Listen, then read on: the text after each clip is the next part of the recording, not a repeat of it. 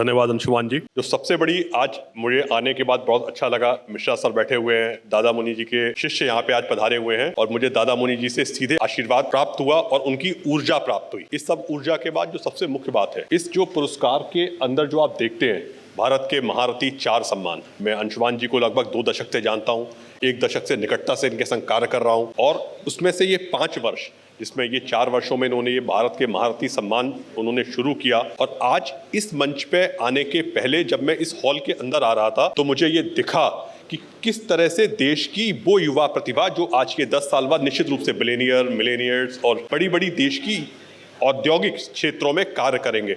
जैसे आज धुलेरा के बारे में बहुत कुछ बोला, राम रतन ग्रुप के बारे में बहुत कुछ बोला, तोहफे के बारे में बहुत कुछ बोला। ये निश्चित रूप से एक ऐसे लोगों को इन्होंने जोड़ा है। कानपुर की धरती से आने के बाद, उत्तर प्रदेश की धरती के आने के बाद एक राष्ट्रीय संरचनात्मक रूप से आप लोगों को यहाँ पे लेके आए हैं। यह वह मंच है जिसमें सबसे कम उम्र का हूँ मैं, पर निश्चित रूप से ये कहना चाहूँगा कि युवा लोगों के मन में जो अंशुमान जी की प्रेरणा है, जो उनकी भावना है, जो उनके बीच में आप लोगों के लिए प्रेम है और इस भारत के लोगों को जोड़ने का जो सामंजस्य और योग्यता है, निश्चित रूप से आप ताली जरूर बजाइएगा उनके लिए और बहुत बात बजा चुके हैं।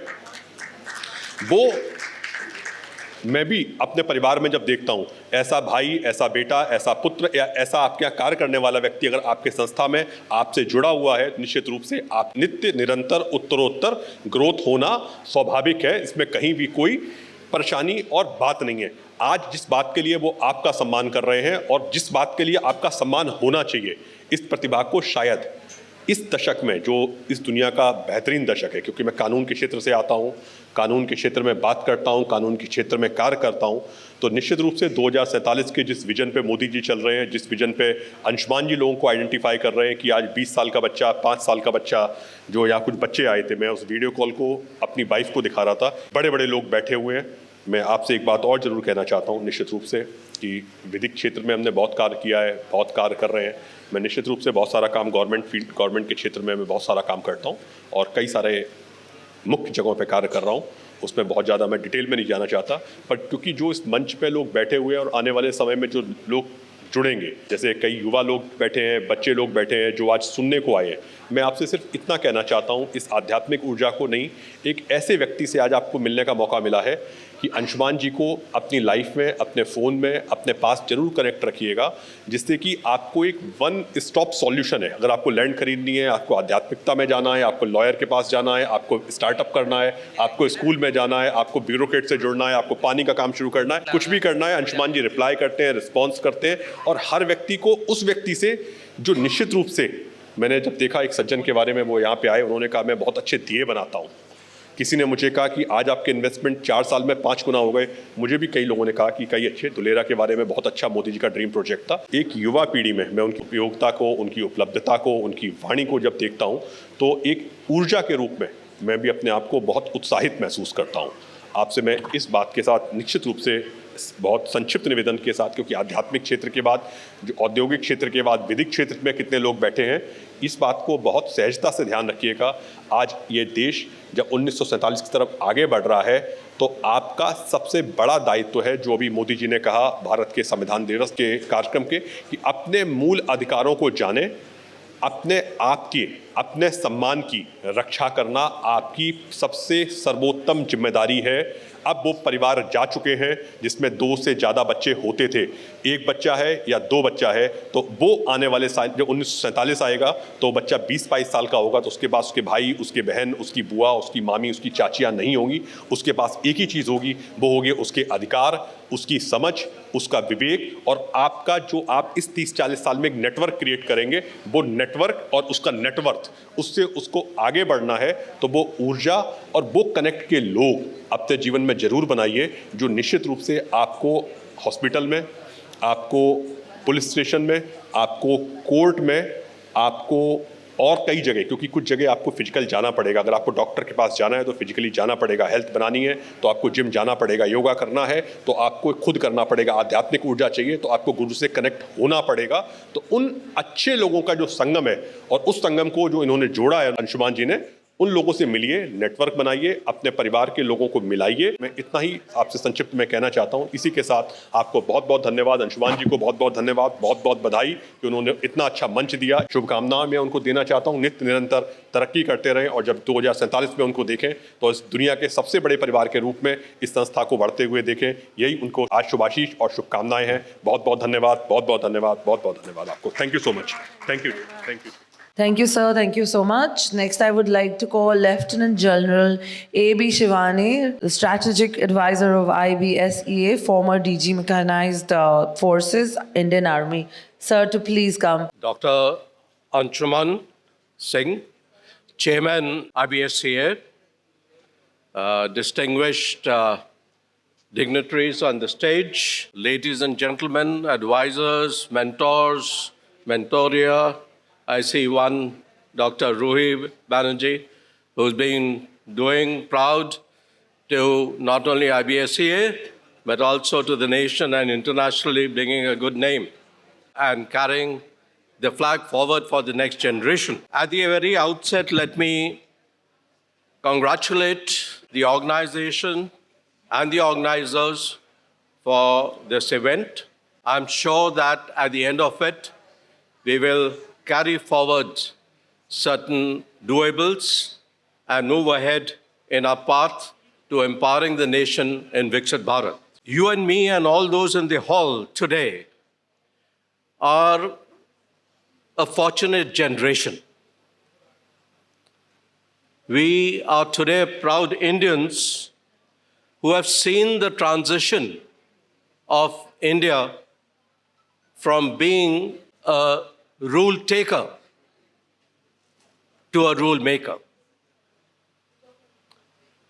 In the last 77 years or so, ever since we got our independence,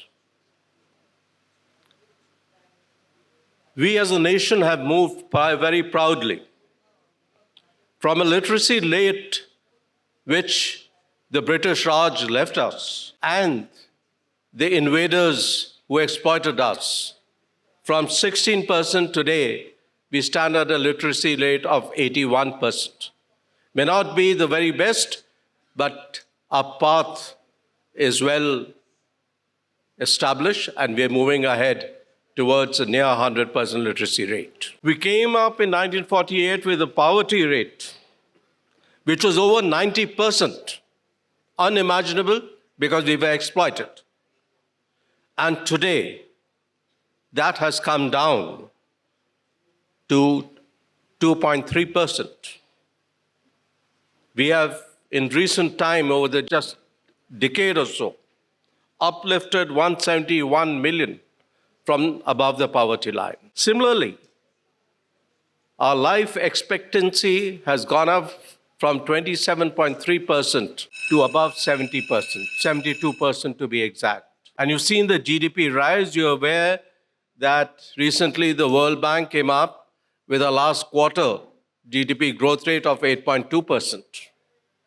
So, in a nutshell, it is not only Bharat which is rising, but every facet of Bharat, every facet of its instrument of power, be it economic, be it social, be it cultural, be it domestic, or be it military, all have seen a tremendous rise in this nation's path towards Viksit Bharat.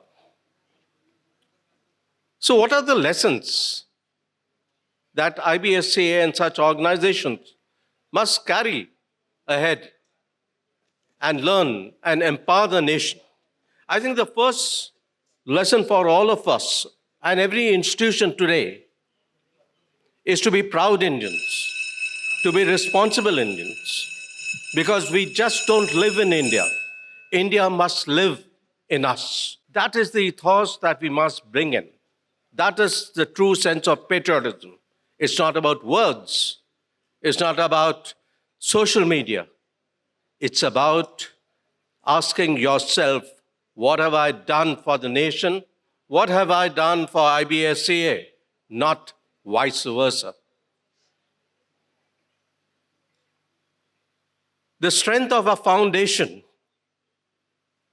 whether it's IBSCA or any other which is doing a human service to the nation, is not the social media handles.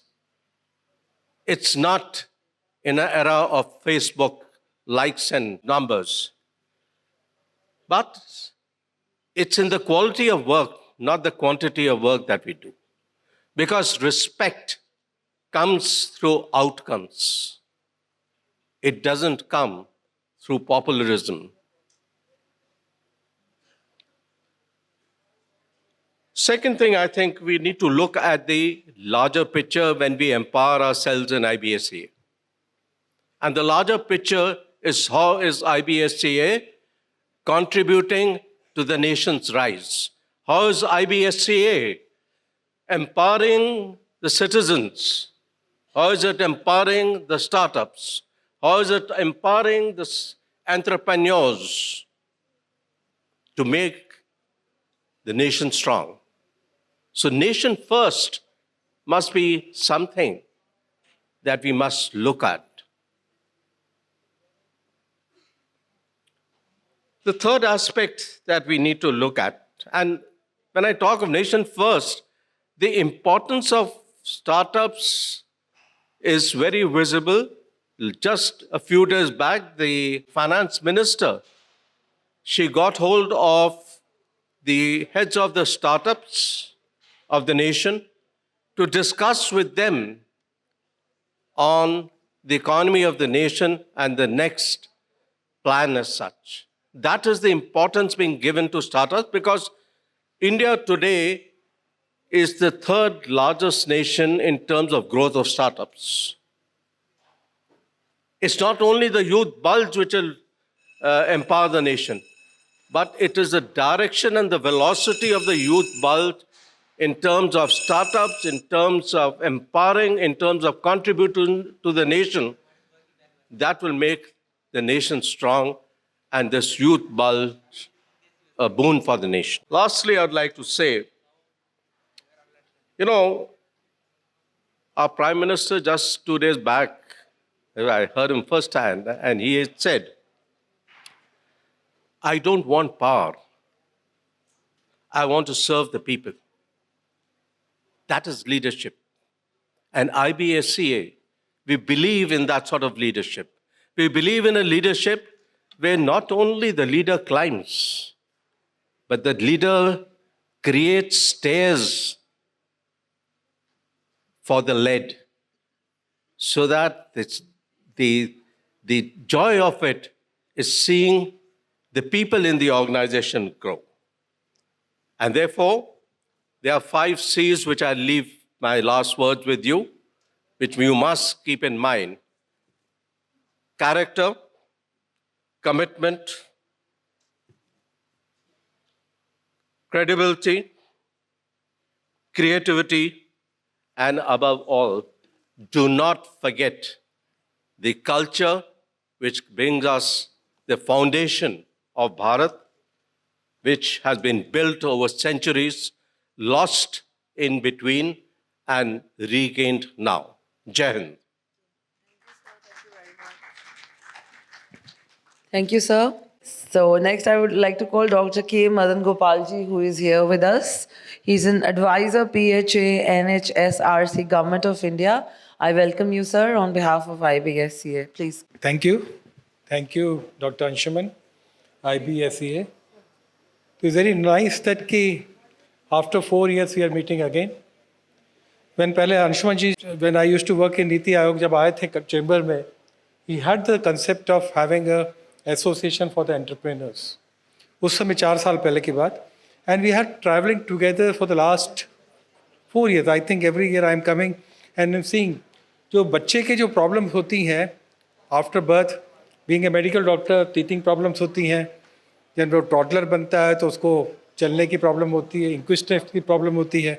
Now धीरे धीरे बढ़ रहा है and now you see that तो vision था उनका कि हर साल हम जब तक कि विकसित भारत 2047 में नहीं पहुंचते, they would be having this महारथी सम्मान. Every year what has happened कि आप देखेंगे कि धीरे धीरे नंबर्स आर इंक्रीजिंग. पहले एक छोटा सा जगह में हुआ था, then next year it was a little big organisation. Then third year में और थोड़ा बड़ा हुआ. Now every year now from the last year we are coming to this convention centre. And next year, Anshuman ji, I will like to see you in the Yashobhumi या Bharat Mandapam. You have to aim for that, not convention center now.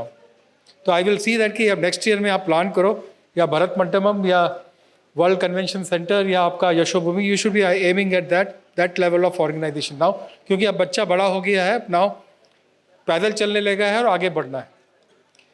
Health में आप देखेंगे हम लोग की जो परिकल्पना है, बिकॉज विकसित भारत 2047 में हम लोग कितने लोग रहेंगे जो 3 दशक से जो काम कर सकते थे किया. लेकिन हेल्थ में भी देखेंगे जो एंटरप्रेन्योर्स का कितना रोल है. मेडिकल डिवाइसेस अभी 60-70%, जब मैं नीति आयोग में काम करता था उस समय around 90% of the medical devices were imported.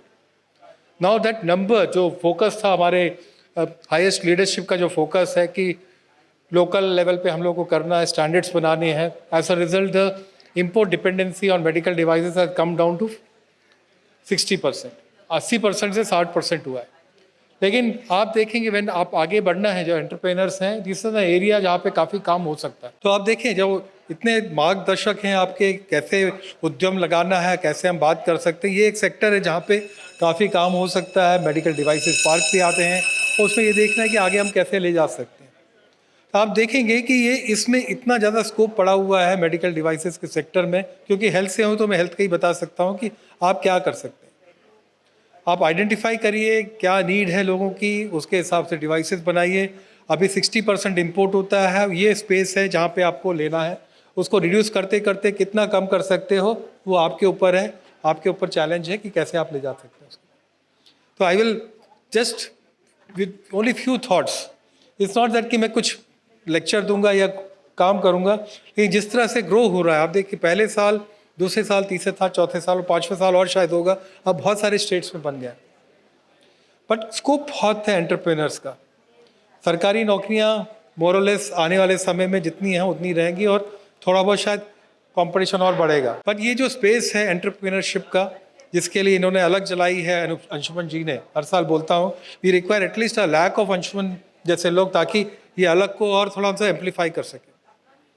क्योंकि ये छोटा काम नहीं है. अभी इतना बड़ा स्पेस है. एक तो खाली हेल्थ की बता रहा हूँ 60% इम्पोर्ट हो रहा है. तो you have to see that कि how that import and other things is reduce and the entrepreneurs who can pitch in this gap they come forward and take the things forward. We have to see that कि how साथ में मिलकर करें. जो हम कर सकते थे व्यवस्था कर दी है, रोड बना दिया है, दिशा दिख गई है. बट उसको आगे ले जाने का काम जो बैटन है, बैटन आप लोग को आगे ले जाना है. और वैसे में अंशुमन जी जो कैपेसिटी बिल्डिंग का काम कर रहे हैं, लोगों को अलग जगा रहे हैं, I think we should see that कि how we amplify the efforts which are been made by Anshuman. I thank the organizers. Anshuman ji, all the best, God bless you, and next year hope to see you in Yashobhoomi और Bharat Mandapam. Thank you. So Jai Hind everyone. So I am Wing Commander Sonika. I got released from service in 2023. Retire मैं बोल नहीं पाऊंगी because whatever said and done. I was saying retire बोल नहीं पाएंगे because nobody retires till the time we are working and adding value to any of the cause that we are giving our heart and soul to. तो retirement सही नहीं लगता है वो. So I got released from service in 2023 after putting in 14 years of service and then joined a big corporation. फिर काम करते करते मुझे समझ में आया कि where my true calling is. So होता क्या है when you are working in फौज, you are already serving a purpose जो आपके खुद से सेल्फ से बहुत बड़ा होता है and you are always attach to it. चाहे घास ही काट रहा हो इंसान, उसको लगता है they are serving the country, at the end you are serving the country. तो वो पर्पस से रिलेटेड है. And when you are working in a very tight setup of a corporate and things, it's very difficult to adjust to the culture and again relate to the purpose. So that is where I realized that my actual calling is with the purpose that I want to see when I'm working outside this organization as well. So इसलिए then I started a company of my own, जहाँ पर हम national sovereignty को बचाने का काम करते हैं. And that's where we founded DG Truth. So we are a couple of veterans who are working in this. But आज मैंने क्या किया या मैं क्या कर रही हूँ या करूँगी is not important. I am here to connect with the young minds who are here. Because this theme is for the youth who would be starting startups, who would be building the nation. तो मुझे बात आप लोगों से करनी है, and to specifically the minds who do not want to, I would say, who do not want to comply to a given standard, उन जिनको अपने standards खुद set करने हैं. So if we relate together, well and good. If we do not, both of us are going to learn something from here. So when we talk of national sovereignty, हम बात कर क्यों रही है? होता क्या है, एक युद्ध हुआ. So I'll give an example. Russia and Ukraine war started. The second day, Ukraine की सारी power supply was off. 20 hours, the complete country was without power. And in a country जहाँ पर इतनी सर्दी है कि बिना पावर के उनकी normal life is, they'll not be able to sustain. तो इसका मतलब कि कहीं पर कुछ भी borders पे tension I, the critical services जो हमारी nation की हैं, they can be compromised. And ऐसा नहीं है, like I would not be able to take the examples from our own country, but each one of us is vulnerable when it comes to using the cyber space. So that is where the young people sitting here come into picture, क्योंकि super power जो हम बनाने की बात कर रहे हैं ना, and we are having a vision कि विकसित भारत 2047 तक बनाना है, तो वो सुपर पावर तक पहुंचने के लिए हम बेशक वर्दी पहने या ना पहने, बॉर्डर पे जाके लड़े या ना लड़े, लेकिन अपने इंफ्रास्ट्रक्चर को, अपनी क्रिटिकल सर्विसेज को, अपनी मैन पावर को अंदर बचाना ही पड़ेगा. So innovation is not a necessity. शौक नहीं है किसी का, डिज़ायर भी नहीं है एक नेशन की. Innovation is the survival. National sovereignty के लिए सर्वाइवल है वो हमारा. एंड वो सर्वाइव करेंगे कौन? The young forces who are sitting here right now and who are, relating to the concept that we are working towards. So innovate करना है, और वो एक दिन ऐसे यूरेका मोमेंट नहीं आएगा कि आपने आँख खोली and there is a miracle, yes, this is the innovation you want to work on. No. वैसे ही आप लोगों की लाइफ में इतने डिस्ट्रैक्शंस हैं, वो ट्रेंड्स पे भी कीप अप रखना है, वो स्टेप्स भी आनी चाहिए, वो रील्स भी बनानी होती है. So with all those distractions, अगर we do not focus our mind towards innovation, तो जो स्वावलंबन है ना, विकसित भारत की जो नींव है, we would not be able to attain it. और ये हमने होने नहीं देना है. So out of the youth sitting over here, even if 1 or 2 take this home, कि इतनी problems existing है इस दुनिया में अभी, और उसका solution हम खुद अंदर बना लेंगे. So that is the actual superpower we would be contributing towards the vision and mission of विकसित भारत. तो ये करना है आपको. और अगर आपको लगता है कि आपको इसमें गाइडेंस चाहिए, I am so happy that we have people with us who conduct this kind of seminars and give a platform, but please do reach out.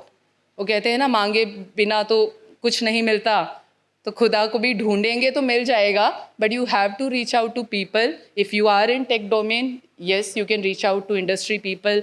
I can like nominate myself also. Please do reach out through our websites. LinkedIn पे every professional is available. कोई help कर सकता है, कोई नहीं कर सकता due to certain circumstances, but आप अपना काम मत छोड़िए. So keep innovating. वो माइंडसेट बनाना है खुद से ही. तो बाहर निकलते हो आप हॉल से, 1000 प्रॉब्लम्स दिखेंगी आपको, but if you have that problem solving attitude and the mindset, you would come and emerge as an innovator. So that is what you have to take away from this session. That would be, I would like to give you. Second is integrate. So क्या है कि इतनी fast pace पे technology जा रही है. If as a industry person today I feel that I can solve all the problems existing in the tech domain, झूठ है वो. तो आप लोगों को, सब इंडस्ट्री पीपल को भी मिलकर with the academia as well as government, we have to have a whole of a nation approach, जिसमें सब लोग मिलकर टेक्नोलॉजिकली स्वावलंबन अटेन कर रहे हैं for the nation, because that is going to take us to Viksit Bharat. Elevate is, see, I would put it like very like Poonam ma'am also said, it's the purpose and the core values. The speaker before her also said, तो core values है ना, जो character हम बोलते हैं, वो character आपको elevation की तरफ अपने आप ही ले जाएगा. आप छोटा काम करेंगे या बड़ा करेंगे, your character will take you towards that, but you should be ready to contribute.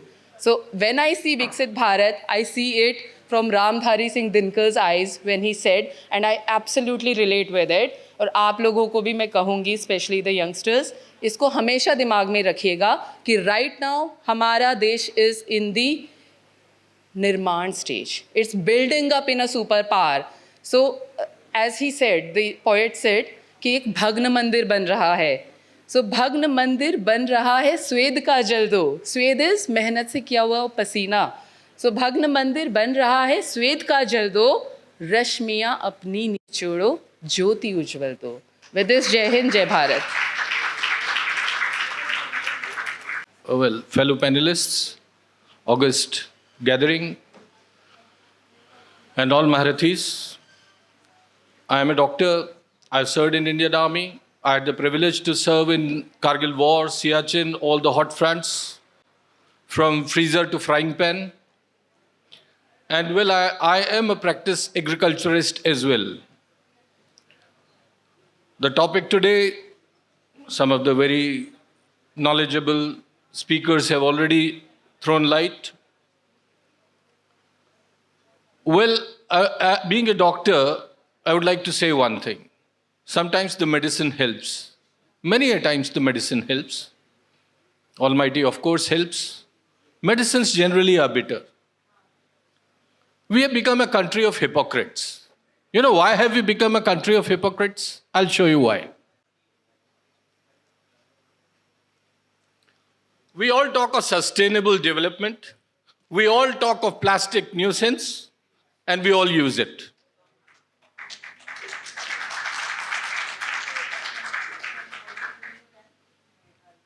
The idea is not to shame anyone. Not at all. We talk of character. What is character? At least be consistent. What you preach, practice as well. Gandhi में एक चीज अद्भुत है, इसलिए दुनिया गांधी को पूछती है. उसके आचरण और उच्चारण में गड़बड़ नहीं है. वो जलील से जलील बात अपने बारे में ईमानदारी से स्वीकार कर सकता है. जलील से जलील बात, ये उसकी खासियत है. उसके समाधान बहुत सामान्य और साधारण हैं.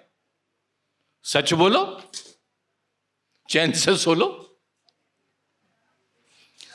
Agriculture, like I said, I am a practising agriculturist as well. हमारे पड़ोस में अभी उसके बारे बहुत, हमारे यहाँ एक वेद का वाक्य है, नीति वाक्य है, आनो भद्रा कृत्वो यंतो युष्यता.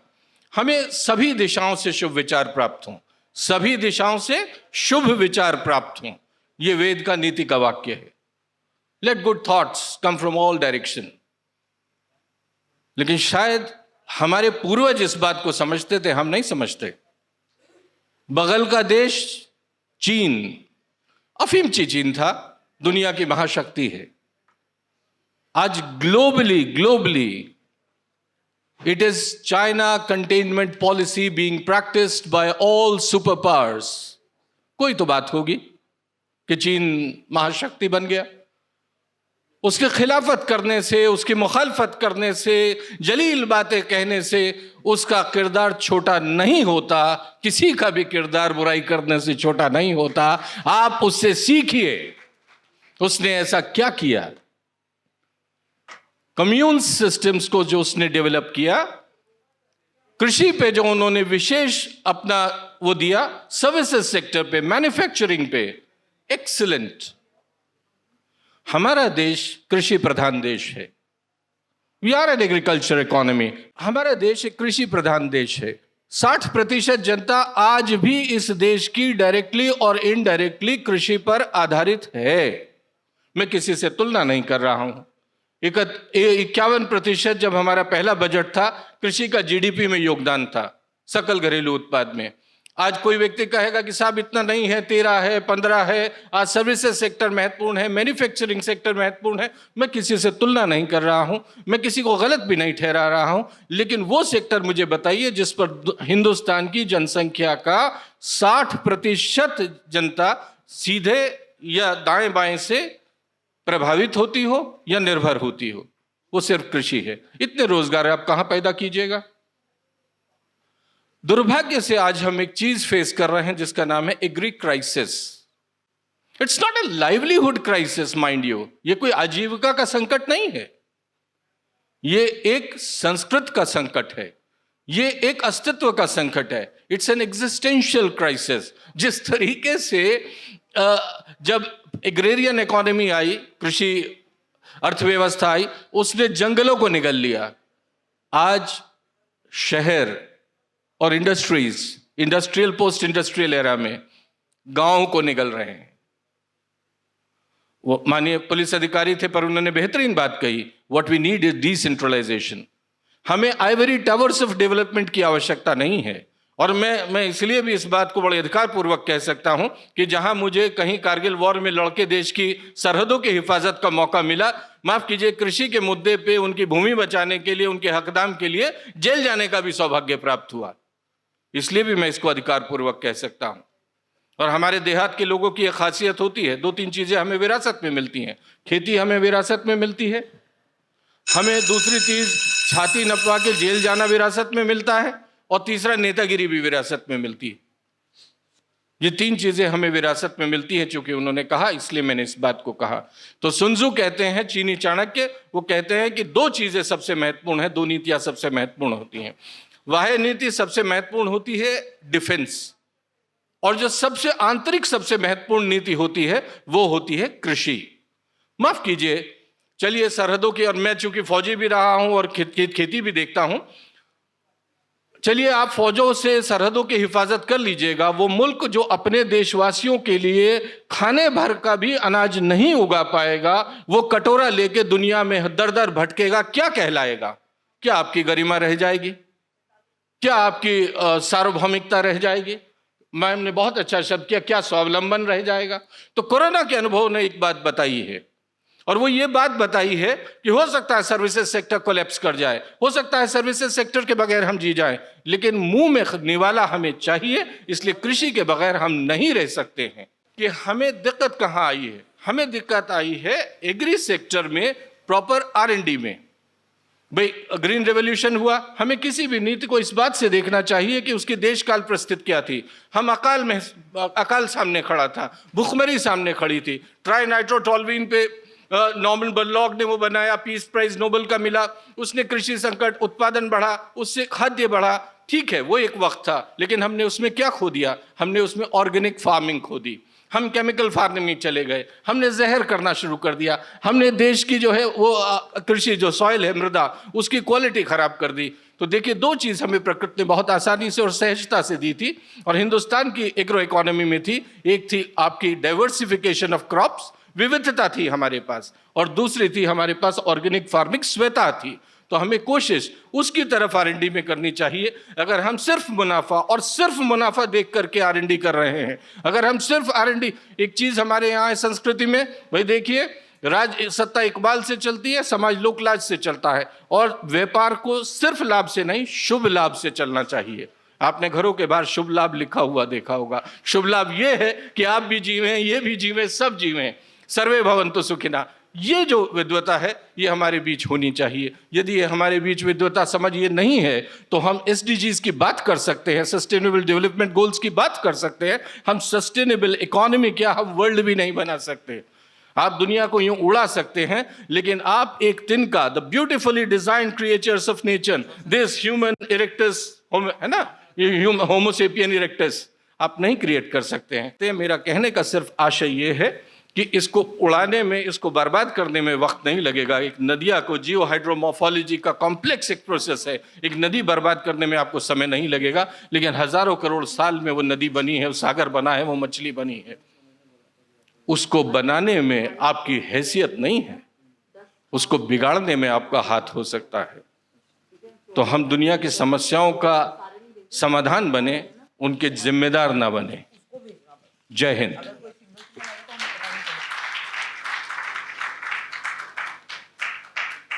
Thank you very much. I would like to call our next panelist, Ms. Kavita Soni. She's an advisor of IBSEA. So let's welcome Kavita Soni ji on the podium. Thank you so much ma'am, शानदार MOC के लिए। और यहाँ पर उपस्थित हमारे सभी मंचासीन और मेरे सामने बैठे हुए सभी आने वाले समय के सेलिब्रिटीज़, आप सभी को मेरा प्रणाम।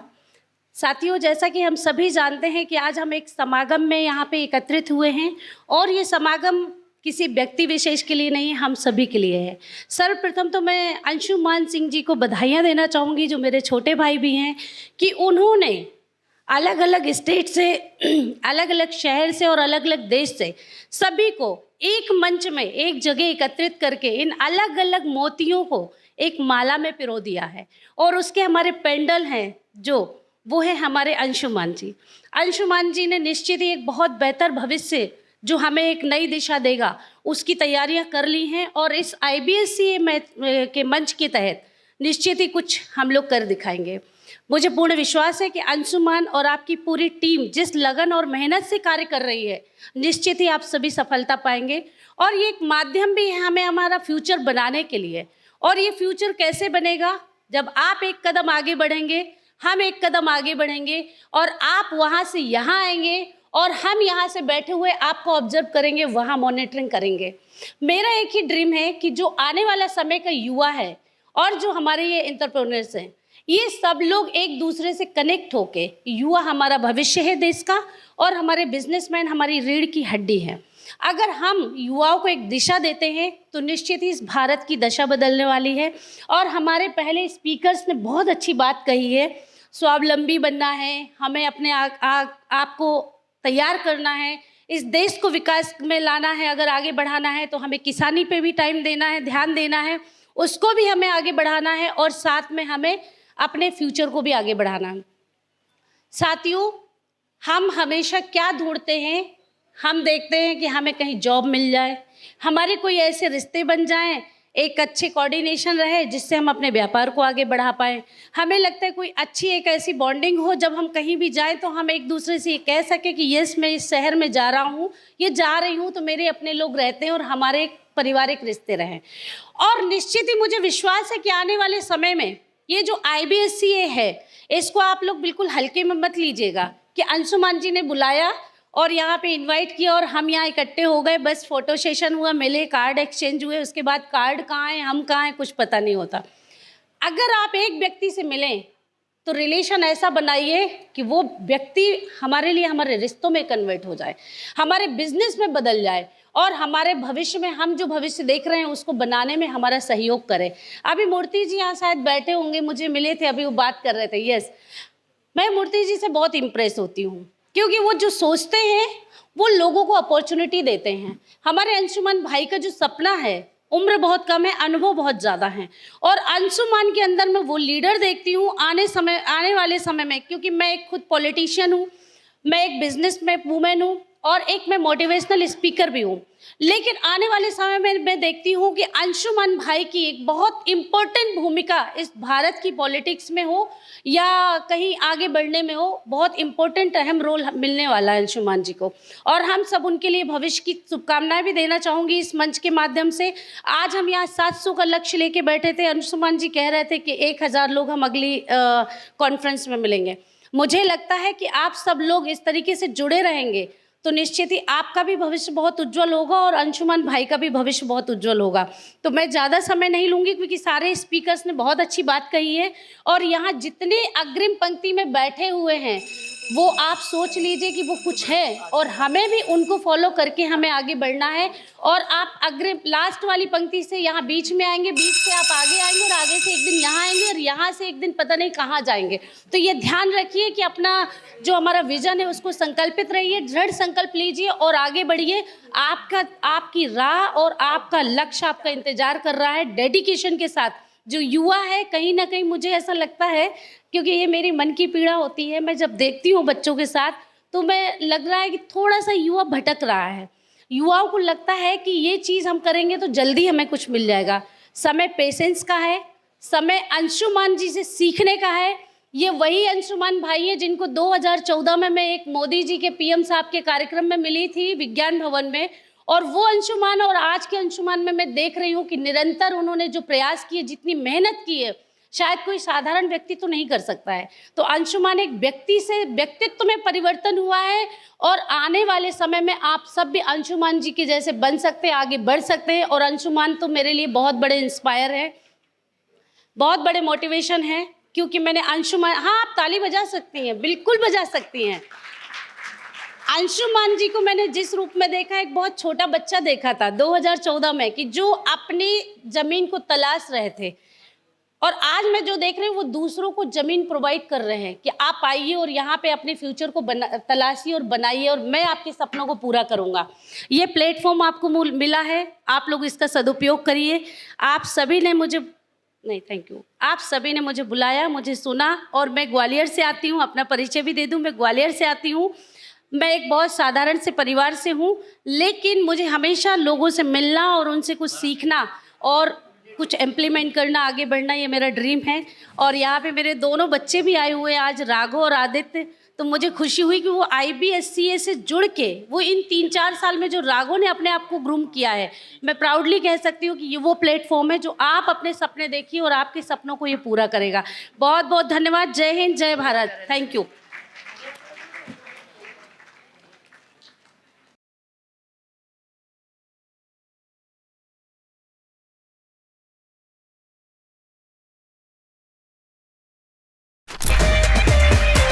तस्वीर बदलनी है कल की, तो आज सफल बनाना है। यूं हाथ में हाथ न धर बैठो, कुछ करके आज दिखाना है। तस्वीर बदलनी है कल की, तो आज सफल बनाना है। यूं हाथ में हाथ न धर बैठो, कुछ करके आज दिखाना है। तस्वीर बदलनी है कल की, तो आज सफल बनाना है। यूं हाथ में हाथ न धर बैठो, कुछ करके आज दिखाना है।